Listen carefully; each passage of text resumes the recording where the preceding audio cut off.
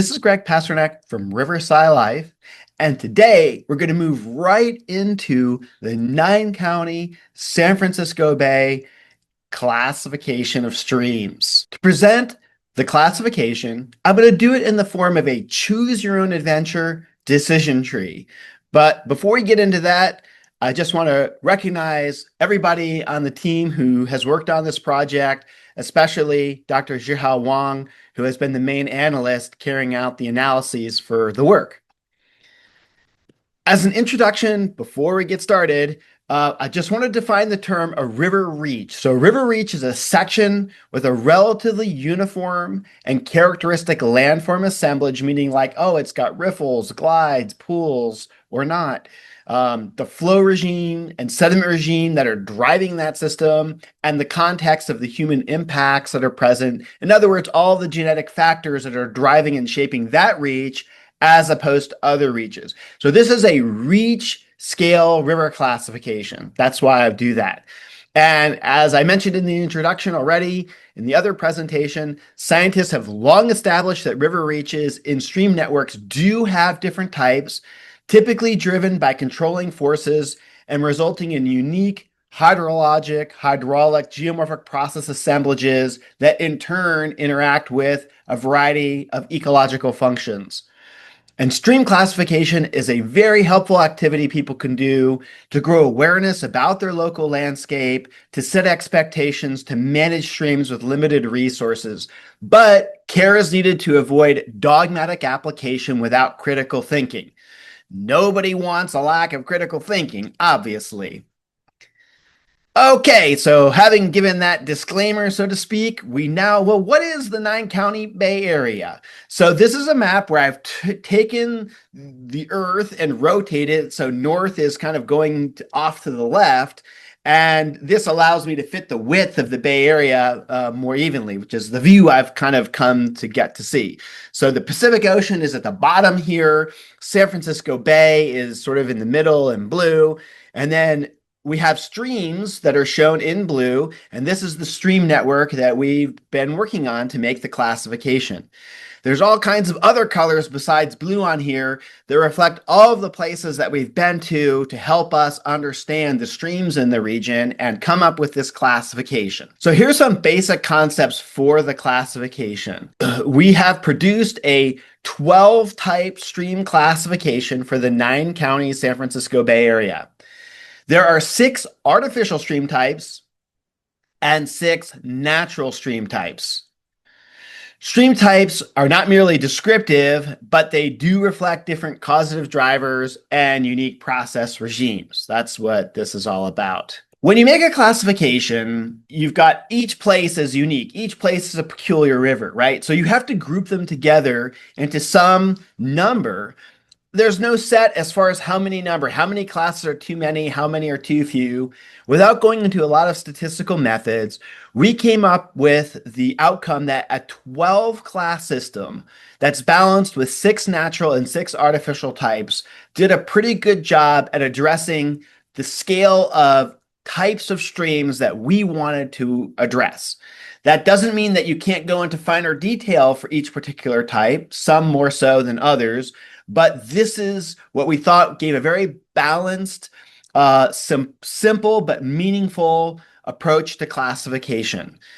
Also, it's designed such that with just some basic understanding of streams that I'm going to cover in a series of presentations, anybody can follow the series of questions in this document and identify the stream type. And when I say anybody, no, I don't mean like a 3-month-old baby, obviously.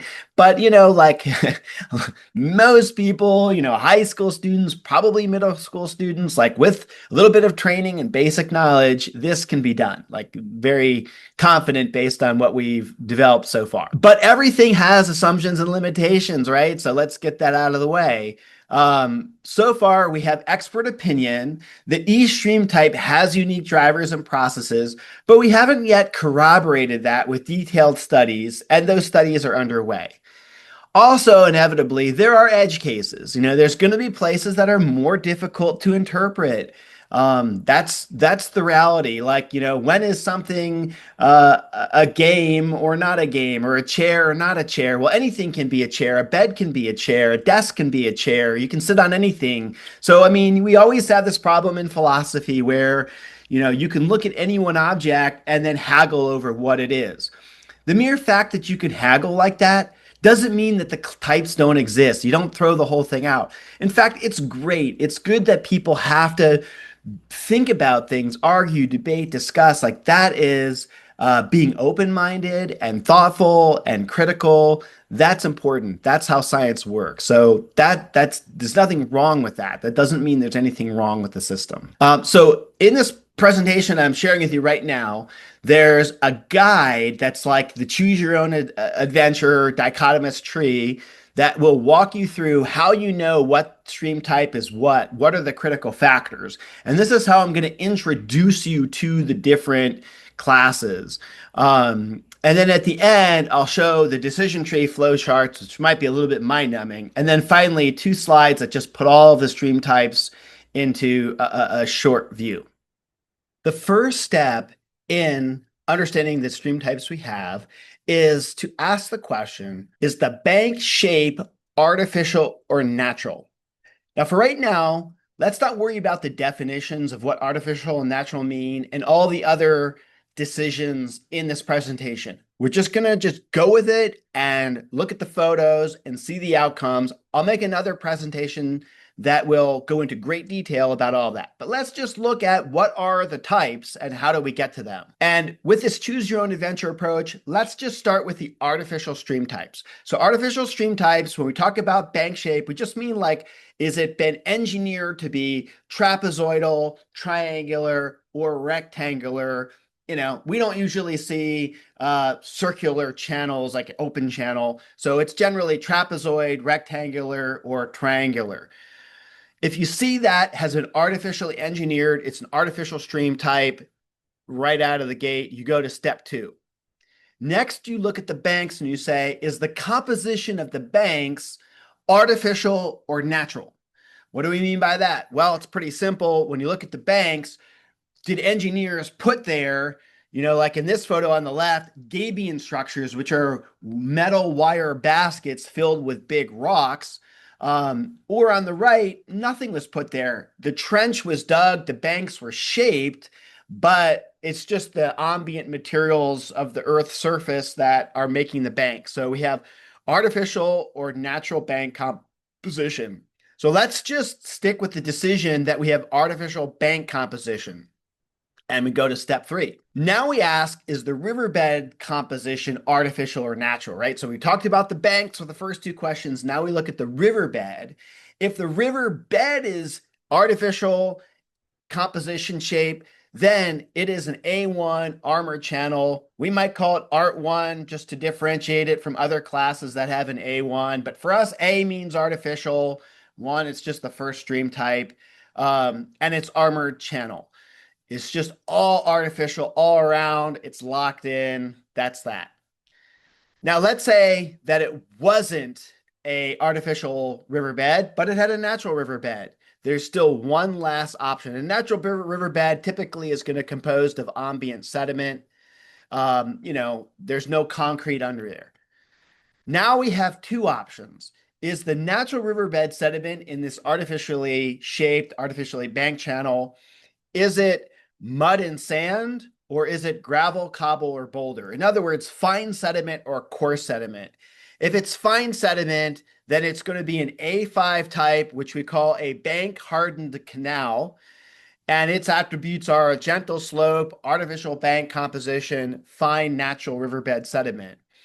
If it's coarse sediment, then it's going to be a bank hardened river, right? Because in the canal has been entirely engineered. In a bank hardened river, the riverbed is doing whatever it wants to do over a long period of time. It's coarse sediment. Is only that there's bank protection in there. And we're going to call this A2, bank hardened river. Generally, these are steeper. They have artificial bank shape and composition. They have a mixed size natural bed, generally with a predominance of coarse sediment.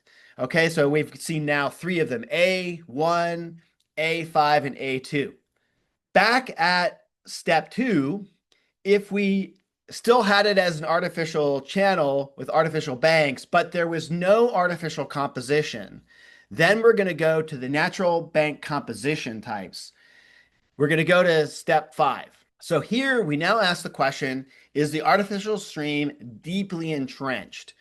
Now, how are we going to define deep entrenchment? We're going to make it super easy for people. Generally, in the United States, people are aware of like things that are up to 6 feet tall as being, the average person height can be anywhere from 5 to 6 feet tall, but we have a kind of awareness of 6 feet tall. So if you stand two people who are 6 feet tall on top of each other, if the top of the banks is lower than having two people stand there, or if you want to measure it or eyeball it, if the valley floor out of the channel is less than 12 feet tall, then it is not deeply entrenched. Okay, it might be entrenched, mildly entrenched, whatever kind of term, but it is not deeply entrenched. So we're going to differentiate channels that are deeply entrenched from all the other scenarios. If it's not deeply entrenched, the stream type is A6, which is a ditch. Ditches are low to moderate entrenchment, gently sloped, natural bank composition, natural bed composition. They typically have a plain bed and they typically have fine sediment, meaning, like sand, silt, and clay. If the height of the valley floor edge is greater than 12 feet, now we're into the deeply entrenched stream types. So we go on to step six. And in step six, we now ask, is it essentially fine sediment in the riverbed, which is usually a plain bedded or, approximating like a pretty flat bed? Or is it undulating with riffles and pools and having coarse sediment? So again, fine versus coarse, most people can make that decision. If it is fine with a plain bed, such as in this canal photo, it's an A4 type, large canal. These are deeply entrenched, wide. These are larger streams. They're natural bank composition, but artificial shape, plain bed, fine sediment. If it's coarse and undulating, then it started off as a canal, most likely. It probably was in A4 and A6 at some point, but it's from its original condition, it has entrenched itself. Maybe there's been some bank collapse. Maybe we're starting to see some naturalization and meandering and some riffle pool formation in there. So in these cases, we now call it an A3 type, which is a naturalizing canal. These are deeply entrenched and wide. They have natural bank composition, but over the years to decades, they have formed more natural features within them. And that's all the artificial stream types. We have the large canal, naturalizing canal. If we go back, A6 was a ditch. A2 and 5 were our bank hardened, either as a river or as a canal, and our armor channel. Those are our six artificial stream types. Very simple, very easy to understand, different genetic origins as far as what humans did to create each of these types and how they are evolving through time, if they are at all. Now let's go back to the beginning and turn our attention to the natural stream type. So let's see, we go back to step one. Oh wait, did I miss? No, I didn't. So yeah, now we're going to say the bank shape is natural. So in the natural step, we go to step seven. Immediately, we ask ourselves the simple question, is the natural channel deeply entrenched? Not entrenched, deeply entrenched, meaning the height is more than 12 feet. That's what we're going to call deeply entrenched. It's an absolute scale. We're in one region for which an absolute scale makes sense. We're not going to normalize this by anything else. So if it is deeply entrenched, we go to step eight. And then we ask ourselves a single question. We kind of have some questions that are just sort of like individual questions.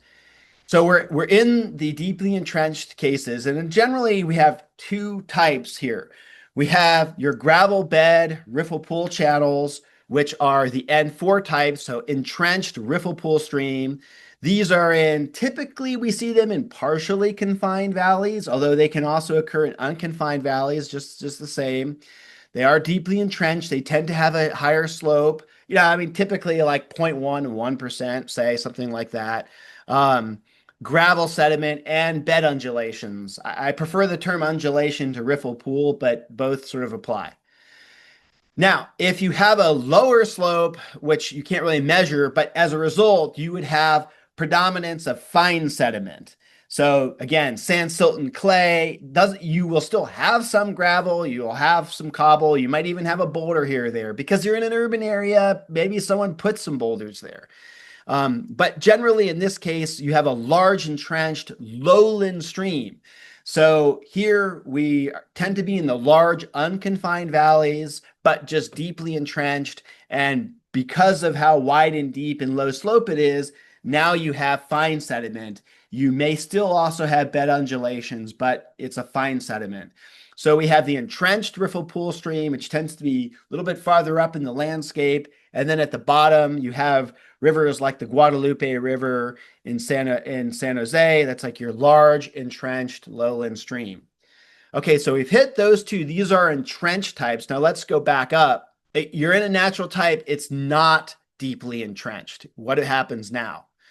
Now we start with a series of questions, eliminating some of the sort of like what, unique settings. So first of all, are you in the valley that's highly confined? Like you're on the hills, it's sort of V-shaped, and you come right into a really small channel. The channel might typically have a mix of colluvium and boulders. And so in this case, you are going to be in your N1 stream type, your highly confined, steep, gravel to boulder sediment and strong undulations. So this is your N1 type. I'll show you the name of the N1 type a little later, but it has a name too. I think it's probably just headwater, steep headwater channel, but we'll see officially at the end. Stay tuned. If you're not that, so we're natural, we're not deeply entrenched, go on to the next step. So we've eliminated, we're not in this headwater setting. We continue on. Now it says, is the valley confined and the channel is not entrenched? So we're still in a confined, but we've now moved down from the headwaters, the origin, like your first order, second order streams, into what we call N3 Mountain River. So you're still in a confined valley and the channel is not entrenched. If it's confined, boom, you're N3 now. Okay, so N1 and N3 are confined end members. Mountain streams generally have moderate slope, usually more than 0.5%, typically not more than 4%, something like that. But, if there are subtypes, so this is the one case where I think someone could make a case that we could have more types of mountain stream. But at the scale of the whole Bay Area, mountain stream is a really good class in and of itself. And then it would have subtypes like Cascade, Step Pool, Riffle Pool as your typical confined valley, not entrenched subtypes. Okay, but let's say no, you're not in a confined valley. It's either partially or unconfined. Then you go on to step 11, and we ask ourselves, is the valley unconfined with a low slope channel having fine sediment in it? So if you're in an unconfined valley, remember, we're not entrenched. We already said we're not entrenched. And now we're in a low slope, small channel. We're in an N2 lowland small stream. In other words, there's plenty of places where rivers don't begin in mountains. They just begin on a valley floor or a meadow or from rolling hillsides that aren't that steep. Then now you're in an N2 channel type. It may even have poorly defined banks, meaning like very gradual, but there is somewhere in there where there's some signs of erosion that have taken place at some point. Now, if you're not in a place having fine sediment, if you see coarse sediment, then now you're in your, what I would consider to be your very widespread, generic, not deeply entrenched valley floor riffle pool stream. So remember, like I think we had before, we had the going to go back up.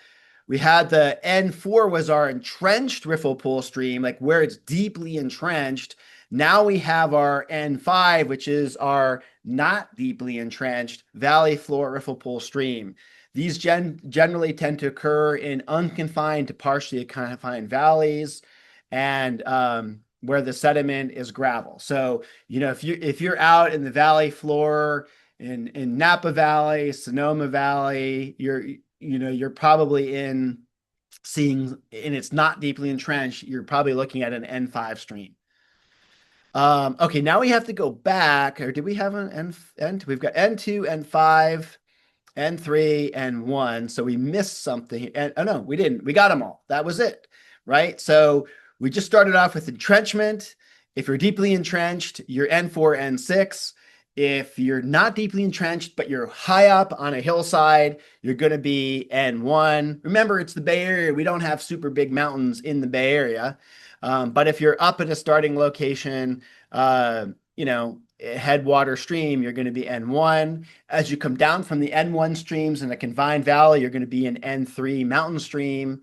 If you're in an unconfined, partially confined area, if you're kind of a headwater, you're going to be an N2 lowland small stream. As you go down the river, you're more likely to then become an N5 valley floor riffle pool stream. And at the biggest, you're when the big rivers in California are pretty much all deeply entrenched in the, I should say, in the Bay Area. You know, think of what the big rivers are coming into the Bay. You've got Alameda Creek, which is essentially probably even artificial, but you've got the Guadalupe and Coyote. You've got the Napa and Petaluma rivers, which are are very deep, big rivers. So anyway, these are the natural stream types that we've got.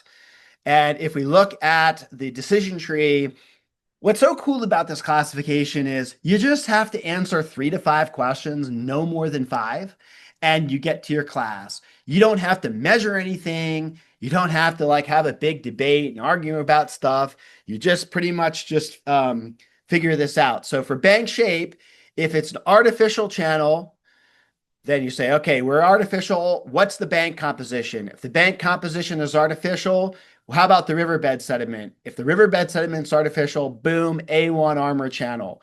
If the riverbed sediment was natural, is it fine or coarse? If it's fine, A5. If it's coarse, A2. Now you come back and say, well, the bank composition, no, it wasn't artificial. It was natural material. Am I deeply entrenched? No. Okay, well, now I'm in a ditch. If I am deeply entrenched, then I look at the riverbed and I say, is it fine sediment? Then I'm A4. If it's coarse sediment, then I'm going to say it's A3. On the natural side, if we have natural banks, then we first immediately ask us, are we deeply entrenched? If we are, then we ask, are we a gravel bed riffle pool? If so, we're N4. If not, we're N6. If you're not deeply entrenched, we go through a series of individual questions to pick off some sites. So if we're valley, highly confined, steep channel, headwaters, you're N1. If you're downstream of there, you're still in a confined valley, but you're not entrenched, you're N3. And now if you're in an unconfined setting, if you're in a low slope channel with fine sediment, you're N2. If you're a gravel cobble river, you're N5. So in summary, let's see, I promised I'd tell you the name of N1. We'll get to that on the next slide. We have 6 artificial channels. Each one is quite unique. And we have 6 natural channels. Yeah, N1, headwater, steep stream. I thought so. We have 6 of these. So I really like this classification. I'm looking forward to the debates. I'm looking forward to naysayers. I'm looking forward to peer review, all kinds of discussion. But most importantly, we're going to go see all these. I'm going to be presenting to you as many sites as I can with these different stream types. And I got a lot in store. It's going to be really exciting. So I hope you join me on the adventure as we learn more about the 9 county San Francisco Bay stream types.